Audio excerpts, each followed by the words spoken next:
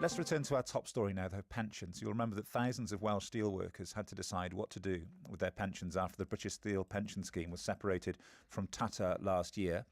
Well, now a report by MPs says that many of them were ripped off by financial advisors, acting like vultures. It also says they were neglected by Tata, the UK government, and the pensions regulator. Well, I've been speaking to Stephen Kinnock, the MP for Aberavon. The Tata steel plant in Port Talbot is in his constituency, and I asked him who he thinks is responsible for the poor decisions made by many steelworkers. I think the blame is with a number of organisations, but above all, probably the Financial Conduct Authority. They've simply been asleep at the wheel throughout this whole case. Far too late to see that there could have been a risk of some of these dubious financial advisors swooping in. Far too slow to intervene and ban some of those advisors from doing what they're doing. And now they're announcing that they want to do a review of the whole process, but I'm afraid that was too little, too late. I also think that the government should have put a system in place whereby members were allowed to, were in bulk transferred into the alternative scheme that had been set up, the British Steel Pension Scheme Mark II, so-called. That would have saved a lot of confusion and trouble for many, many of my constituents and the thousands of BSPS members all over the country. If we start with, well, let's start with the FCA then, and the suggestion that they should have banned some of these advisors from getting involved. How could they have banned them? How could they have taken them out of the picture until they'd done what they did?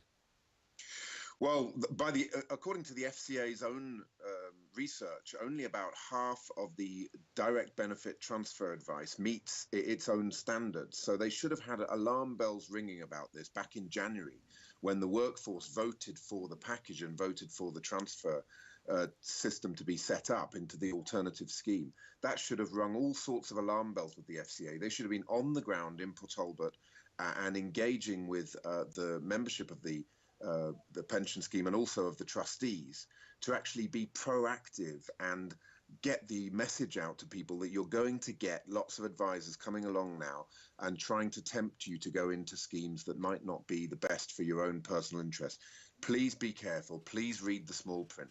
Look at the transfer advice, the fee that they're going to be asking, which in some cases was between up to 2 or 5% of the transfer value. We're talking massive amounts of money here, an average amount of £400,000, and over 2,600 people have transferred into alternative schemes. So I think what they needed to be was far more proactive because, as always, prevention is better than cure. Yeah, the British Steel Pension Scheme trustees, they point to a high level of engagement when it came to getting people involved and learning about the decision they were about to make and the literature that went out.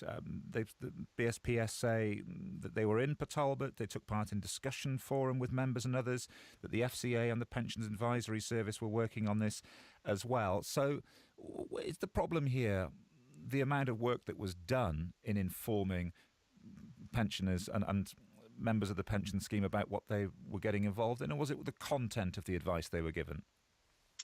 I think it was the latter, the content. I think the trustees actually did a good job of getting a lot of information out to thousands and thousands of people. We're talking 25,000 scheme members here, so it's a huge project.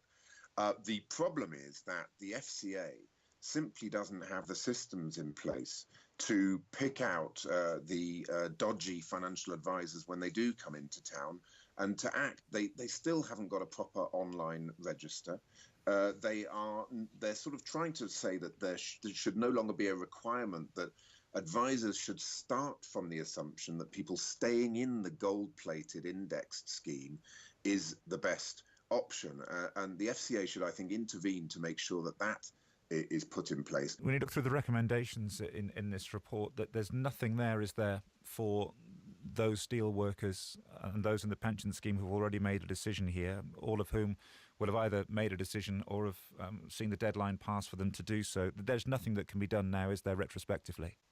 No, it's too little too late. You know, they're saying the pensions regulator must now conduct a review, listening to BSPS members. And I also think it's really important that we have a white paper now from the government, which sets out how it's going to ensure that when these transfers take place again, because this was the first of its kind, but there are definitely going to be more now that the precedent's been set, they have to introduce the principle of deemed consent, which means that a bulk transfer would be enabled into the alternative gold-plated index scheme that's been set up, rather than allowing a free-for-all where lots of people end up making decisions which are not the best for them. So this will be cold comfort to my constituents, cold comfort to the thousands who have transferred out and may not have done the right thing for them.